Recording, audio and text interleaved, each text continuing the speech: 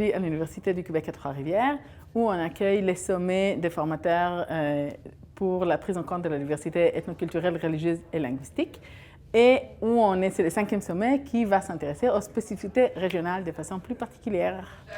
C'est la première fois que le sommet s'organise à l'extérieur de Montréal.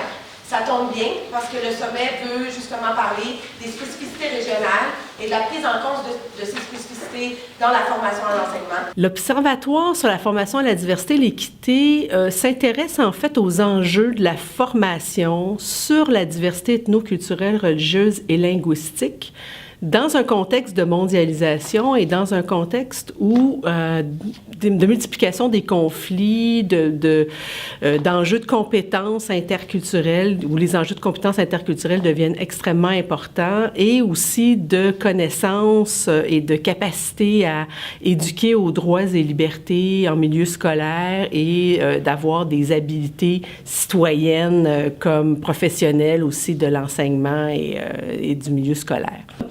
Les objectifs de l'Observatoire sont, d'une part, de mobiliser un réseau de professeurs et chargés de cours à travers le Québec. D'abord, c'est un réseau québécois qui s'est mis en place, donc professeurs et chargés de cours à travers le Québec qui enseignent et qui forment les futurs enseignants et directeurs d'école sur la prise en compte de la diversité ethnoculturelle, religieuse et linguistique pour travailler en milieu scolaire, pour vivre en contexte de diversité et œuvrer en contexte de diversité.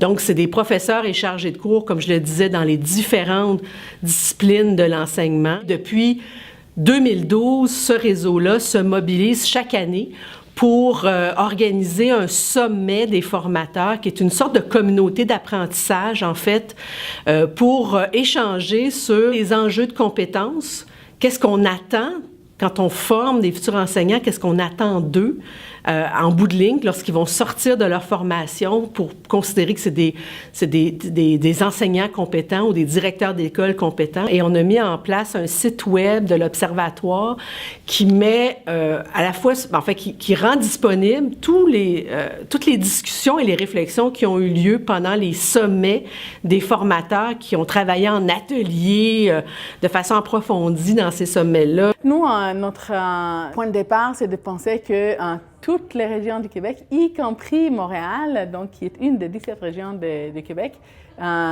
ont des spécificités, puis il faut tenir compte de toutes ces spécificités-là. On a 120 inscrits à cet événement, et parmi ces personnes, on a des professeurs des universités, il y a des chargés de cours, donc des formateurs à l'université pour la formation initiale et continue. On a aussi des professeurs responsables de stage et des enseignants associés, donc des personnes qui accompagnent les enseignants en formation à l'école, dans leurs études, dans les cours et dans la formation pratique. Puis on a aussi des professionnels du ministère de l'Éducation qui se sont joints à nous pour réfléchir ensemble sur cette question. Le sommet, c'est un espace de réflexion commune, collectif, un espace de discussion collective. Donc, on va tout de suite arrêter les allocutions comme ça en avant pour commencer tout de suite à réfléchir tout le monde ensemble. Je suis professeure associée à l'UQTR, puis j'ai travaillé beaucoup en formation des enseignants, surtout en milieu de pratique, formation des enseignants associés, formation des superviseurs. C'est une question qui m'intéresse beaucoup. Si on veut former des enfants et des jeunes qui vont contribuer au vivre ensemble, il faut sensibiliser les futurs enseignants et les formateurs des futurs enseignants. L'enrichissement mutuel qu'on peut avoir au contact les uns des autres, moi je pense qu'il faut travailler dès l'école. Et donc, comme je travaille en formation des futurs enseignants, bien évidemment, il faut sensibiliser les futurs enseignants et les formateurs des futurs enseignants à cette question que je considère primordiale. Bonjour, mon nom est David Lefrançois. Je suis professeur à l'Université du Québec en Outaouais, campus de Saint-Jérôme. J'enseigne et je travaille dans le domaine des fondements de l'éducation, notamment en histoire de l'éducation. Dans mes cours de fondement, on touche la compétence professionnelle 1, c'est développer une culture seconde, être capable justement de questionner les diversités, de les comprendre.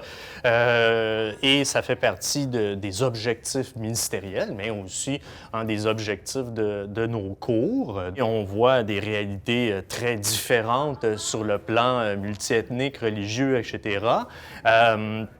Socio-économique aussi, notamment travailler en Outaouais veut dire d'avoir une réalité extrêmement multiculturelle, donc semblable à Montréal, donc c'est près d'Ottawa. Sur le plan linguistique aussi, il y a des enjeux fondamentaux, donc il y a des spécificités régionales fortes, mais en même temps, il y a des universaux.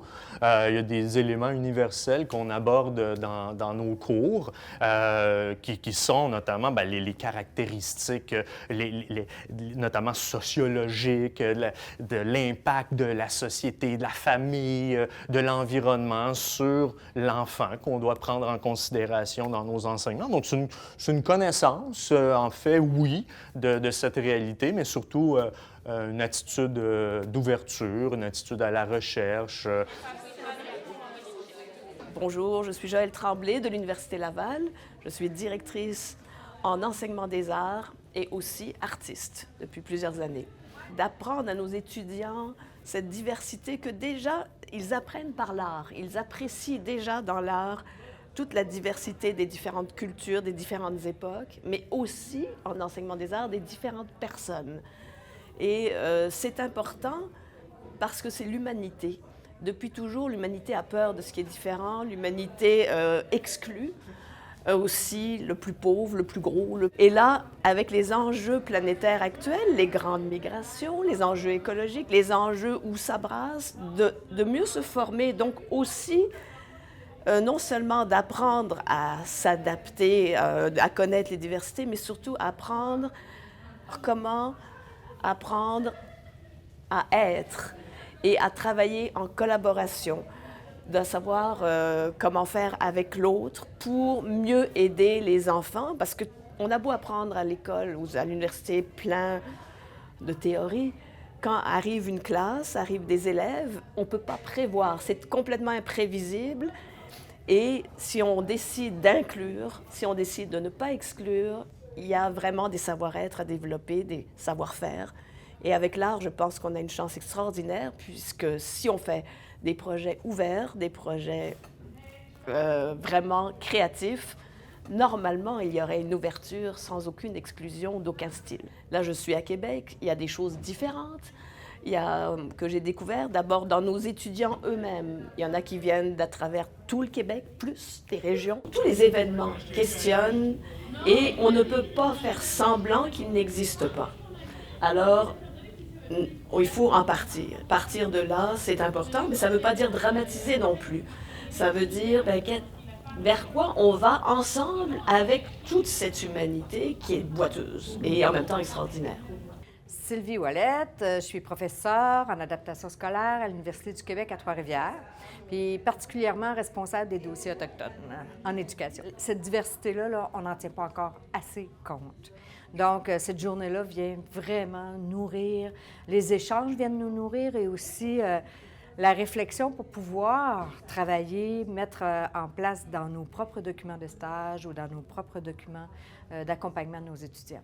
Donc, c'est extrêmement important d'avoir une journée qui nous permet de réfléchir ensemble. Moi, je pense que le travail en communauté de pratique, c'est la clé pour moi, là, parce que c'est des univers multiples, des idées plurielles aussi. Et on peut avoir un ensemble d'expertise qui nous permet de mettre le doigt sur certaines choses qu'on n'aurait peut-être pas pensé tout seul ou dans notre région. Prendre conscience que ce qu'on a dans notre région, c'est aussi la même chose, un peu différemment, là, parce qu'il y a des couleurs, mais c'est quand même les mêmes réalités ailleurs, avec chacun nos couleurs. Okay. Mais de travailler en communauté de pratique, pour moi, c'est une richesse, puis je pense que les milieux devraient aussi faire ça, le milieu universitaire, le milieu scolaire. Pour le premier atelier, c'était, d'après vous, la formation en enseignement devrait-elle prendre en compte des spécificités régionales? Lesquelles et pourquoi? Première intervention a été pour dire qu'avant toute prise en compte dans des cours spécifiques, il fallait mettre en place une auto-évaluation des programmes universitaires avant de mettre en place des moyens particuliers. Étonnamment, justement, pour faire un lien avec le partage des expériences qui sont vécues d'une commission scolaire à l'autre, on s'est rendu compte qu'il y a des modèles hybrides qui favorisent l'intégration dans le milieu communautaire, dans le quartier de l'élève, dans son école de bassin, avec en fait des modèles hybrides qui favorisent l'intégration dans l'école de bassin des élèves, tout ça. Donc on a parlé de différents, des similitudes qu'on vivait, puis justement d'un partage d'expertise, puis qu'est-ce qui est connu sur le terrain. Nos étudiants, les futurs enseignants vont être amenés à enseigner n'importe où, donc c'est beaucoup plus de les outiller à aller chercher l'information, mais aussi, ce qu'on ressortait, c'était la question de compétences ou d'attitude professionnelle vis-à-vis la différence. D'après vous, la formation en enseignement devrait-elle privilégier une ou deux approches plutôt que d'autres? Lesquelles et pourquoi? Et ce qui est intéressant aussi qui est sorti, c'était de faire prendre conscience à chaque personne, à chaque apprenant, de ses propres valeurs, pour ensuite être capable de faire face ou de rencontrer des valeurs différentes, même parfois opposées. Moi, je voudrais prendre ici quelques minutes pour vous remercier d'être venu, d'avoir bravé la tempête, d'avoir fait en sorte que ce sommet se tienne à Trois-Rivières. On y tient, on est fiers de ça, et de continuer à réfléchir à cette question de prise en compte de la diversité en formation.